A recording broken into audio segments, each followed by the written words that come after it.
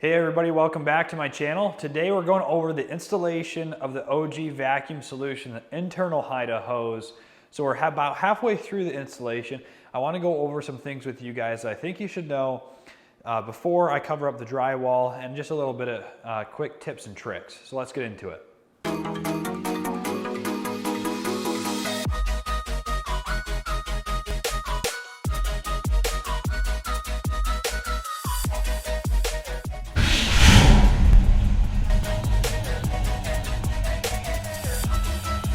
So as you can see, we're here at the point of install. I wanted it right next to my pressure washer because I want everything for detailing and cleaning the cars to be in the same spot. So I decided on right here. What I then decided on is I have to find the studs. I used my stud finder to find these studs. It only found 0 of them. So you can see I took my hand drywall saw and started sawing across here because I know from remodeling our house there's a stud, a couple studs here that are closer than 16 inches on center, which is what's standard, obviously. So I came across here, found the first stud. Then I just took my drywall saw and kept cutting down here, hit the second stud. Then I made a mark and measured over 3/4 of an inch on each side of that mark. That is the center then of my stud, since my stud finder didn't work, and that's mainly because if you guys can see this here, there's a little bit of insulation here. It's sheet insulation over top of the 2x4s, and then then we also insulated the wall with standard batt insulation also. But the reason I made those marks at 3/4 of an inch because that's the center of the stud. That way, then I took my circular saw, I set it for my depth, which is 5/8, because this is fire rated drywall because it's going from the house to the garage, and then added the 1/2 inch for the foam, 1 1/8, quick and easy math there. And then ran up a square with my circular saw. Created a lot of dust, of course. However, it cut it right on the studs. The reason you don't want to just cut all the way over here into Never Never Land is because if you cut out this box past the stud, this drywall right here doesn't have anything to grab onto. So in the future, if you were to go like this to the drywall, that drywall could just collapse and cause problems, obviously. So you only want to cut halfway down the stud, leaving this drywall attached here, which we're going to put some screws in this to hold it now to this stud, as well as our piece, which is old, just going back with this cut out of it. We will then screw that to the studs also, which will secure our piece of drywall back in there just as it was from day one, and we're going to go over how to do all of that also. So just the initial cutting out doesn't take a whole lot. However, it does take a little bit of planning, a little bit of know-how to make sure that you do it right. So next after that, I decided let's put this on the left side, and the reason I did that is because our roof is sloped up like this, and the further this way I go, the closer to the rafters or actual sheathing of the roof I get, and I wanted room for that long sweeping elbow to fit up there in the attic. So I stayed over to this side. You'll then notice I also created this little box with some 2x4s, and that's just to hold this rough-in piece here. Now this rough-in piece, you'll notice I've shimmed it because it was trying to get out of whack. It's also because these 2x4s are flat up against the drywall on the other side, and these 2x4s that are originally in here are from back in the day when 2x4s were 1 5/8 instead of 1 1/2. So I had to shim this out for this to be parallel with this line here. And that's important because the way that this piece sits up in there, I just wanted it to be parallel and recessed back here properly so I don't have any issues in the future. Once I put that little insert in, I don't want it to protrude or look cattywampus. I want it to be flush all the way around on all 4 sides so it looks like a professional installed it. Now, then I thought, well, let's get our pipe up in there. And of course, with all this in the way, I couldn't do that. So I had to put the pipe in first. However, you'd also know if you've ever tried to put pipe in through a wall, through a small opening, you can only get about this much pipe in before it hits here, and you can't get the full length of pipe in. So what I had to do is cut about, I believe 2.5 sections about this long, put it up there, glue a coupler on it, then cut another piece, shove it in there, glue it to the coupling, then push it further up the wall and put another piece on. That's how I got this piece of pipe to come down to right here, as you guys can see, down here to the actual like rough-in piece. Then once I got up in the attic, I put then a sweep elbow on there to some other fittings, and I'll show you guys that here in a bit. But that's basically the planning stages of this. And then of course we had to run our wire, which is just essentially an on-off switch. It's not the actual power for the unit, it just is the switch to turn on and off the vacuum. So let me grab that piece that goes right here and I'll show you guys kind of what we're looking at doing and how to cut your drywall out. All right, so now we have our piece of drywall here. You can see I've already cut out the impression that this is. However, some might say, well, how do I find that easily? Maybe I'm not the best with a tape measure. Maybe I'm worried that all these different dimensions might not line up perfectly. And you'd be pretty smart to think that. One trick that my dad taught me when I was younger is as soon as you cut this piece of drywall out, mark which side is which. So if you notice on the back here, marked up with just a little arrow. And then what you do, you'll notice these little black corners there. They were not initially black. I just took a Sharpie and I colored them really, really heavily with a Sharpie. And then I slid this back in here like this. And I held it so that the gaps were all the same on all sides, like it was from cutting it with a saw. And then I pressed up against it. And then on the back of the drywall then, it made a mark, 4 corners. I took my speed square and made a line. And then I took my circular saw, cut that out, and then took my hand saw in the corners to get that hand sawing out. So now you'll notice, of course, now if you put this in here, this is nearly perfect sitting in here. So super easy way to cut out your drywall like that for anything. You can do that for electrical outlets too. I'd recommend using like a roto zip or whatnot, but just for this one thing, if you don't want to go buy another tool, which I don't blame you, you can do that. It's quick and easy. Then your drywall's cut out correctly. So let's move on to the next piece of the installation. Okay, so now I have the drywall piece put on. I also have installed this. Obviously, though, I still had to fix our drywall.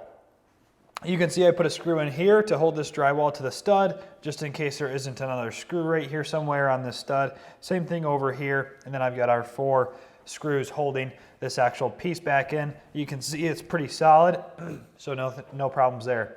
However, I wanted to fit this to make sure that it would be flush.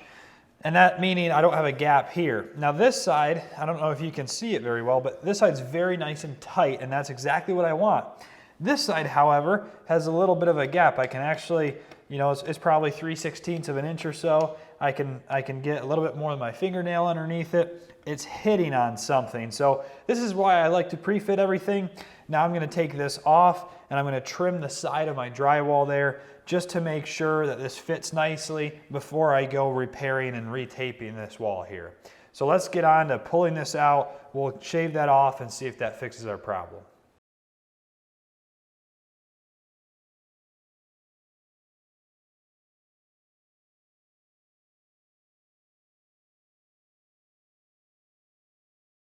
All right, so as you guys could see, it took me a few times to get this right. I just kept trimming it and trimming it. But now the fit is pretty much perfect, nice and flush on all 4 sides. And then of course the top has a little bit of a gap so that the door can swing up and out. And then you also want it flush because this door will actually click up. And if it's not flush, I'm sure you'll have issues there. Keep in mind, guys, that these screws, you'll notice they're not oval holes here. So if you do not mount that rough-in plate that's behind this plumb/level, your box on your wall will not look plumb/level. So make sure that when you put that rough-in piece in there, you do get it nice and plumb so that when you put this piece on, it looks nice and pretty. So we've got the vacuum installed here up in the attic. It is right near my attic access here that I am just sitting on top of right now. And I got the muffler on there. I'm not sure if I'm going to vent it to the exterior or not, or leave it there, but I ran an outlet over here, which you can see is pretty easy, 15 amp outlet. I know that I think Obsessed Garage suggests that you run a 20 amp circuit. But I've ran it on this 15 now for a while, and it's yet to trip my breaker, so I don't have a problem with it at least. You can see here, then I've got my piping. It's also supported. It goes around there and has the sweep elbow there, and some PEX and paint from doing our house. Then it goes across the attic, turns again, and then goes up towards the front of our house there, and then that's where it goes down into the wall right there. So pretty easy to install it here. You can see I strapped it to our rafters, and then coming all the way around here. Now this point right here where I have that piece that stops the hose, if the end was to ever come off the hose, that piece is about 47 feet. So I was just a few feet shy of getting 50, but still here, easy access to empty it. And I just didn't want to go further down there where I have to, you know, put boards, you know, screw boards down between the ceiling joists to be able to get to it. So 47 feet is plenty for me. So looks pretty good. I like it. It works quite well. And, you know, pretty easy to pipe it over here and, you know, just support it. The more support you have, the less it shakes, and the better the vacuum will perform, or at least I presume. The one side here I have capped, and then of course the muffler down here, and then the suction port there, and then the bag is just inside here, of course, and the top just sits on there. So pretty easy, guys. If you know how to run an outlet, obviously makes everything much easier. If you don't know how to run an outlet, I'm going to be doing a video in the future on exactly how to do that, just so that you know, you guys can do it yourself, like I have here today. So let's go back downstairs and we will show you guys the actual hose itself. Now we're down here by the actual vacuum where it comes out of the wall. Now it is very, very small and easy to use. However, nobody would really know it's there, which is what's so great. It's also really nice. Unlike an old central vac system, you don't have a hose to lug around. It's actually inside. So all you do to use it is pull the door up like that. The door actually locks up like that, which is really nice. You pull out your hose to your desired length. There is as long as you want, which is, you know, I've got about 48 feet on mine. It came 50 feet, but the last couple feet I cut off because it was hitting the end of the piping. Upstairs, I didn't want to put another elbow in for suction purposes and for just this hose being able to get pulled up into the pipe. So mine's just a little bit shorter than what came, but still obviously plenty long enough. So then when you got it as long as you want, you lock it with this piece here and then turn on the vacuum. Now if you notice, it's really not very loud at all. The loudest thing is actually the air going in here. That's what makes most of the noise. And then usually I'll just take this out to our vehicles, and usually the attachment I use most is this one. You just put it on like that. Super easy and fast to use, and that's what I like so much about it. It just makes vacuuming out our vehicles and anything in the garage just super convenient. So when you're done, you just unlock it here and then plug the end. And you see it's a little bit slow in my garage because I have that one elbow.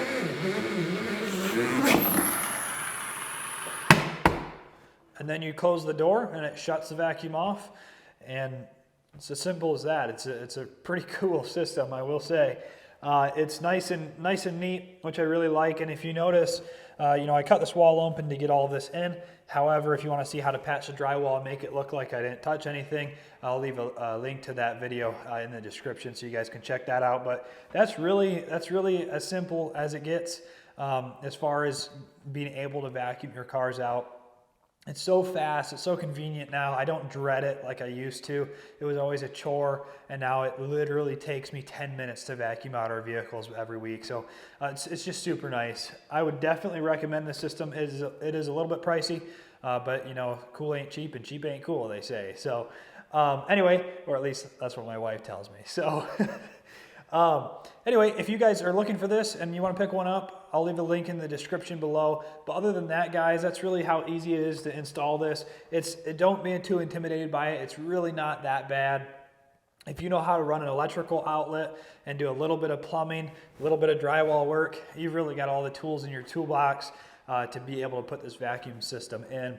And then if you want to check out the vacuum itself, you know, to see what attachments come with it, I'll leave a link in the unboxing video down below in the description so you guys can check out that. I go over like every single attachment that comes with it, and then just all the little nitty-gritty details that you guys might want to learn before purchasing an expensive vacuum. So I really appreciate you guys joining me though here today. If you do like these videos, please like them and then subscribe if you could. It really helps me out and helps with the YouTube algorithm. So anyways, other than that, guys, I'll see you next time. Thanks a lot. Take care.